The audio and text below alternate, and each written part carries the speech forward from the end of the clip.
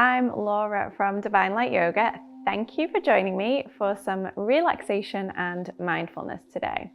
So we are going to relax our body and get our mind focused and calm. So let's just start off with some relaxation for the body. So get your fingers and imagine they are like raindrops, and just pitter-patter those raindrops on the top of your head. So be quite gentle with this, but you want to just feel those raindrops on the top of your head, maybe on your forehead, just with your fingertips. And this is like a gentle massage for our head, sending messages to our brain that it is time to relax. And let those raindrops go down to your shoulders. You can do it along your arms, all the way down to your wrists, making sure that you do both sides. So just pitter-patter raindrops. And you can do this anywhere on your body.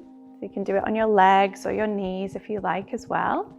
I'm going to do it back up to the top of my head, just letting my body know it's time to relax. So you can keep these raindrop fingers patting on your body if you like. I'm going to let my arms relax now, so you can copy me if you like. Take a deep breath in through your nose and out through your mouth. And again, the biggest breath in that you've taken all day. And sigh it out through your mouth. Very nice.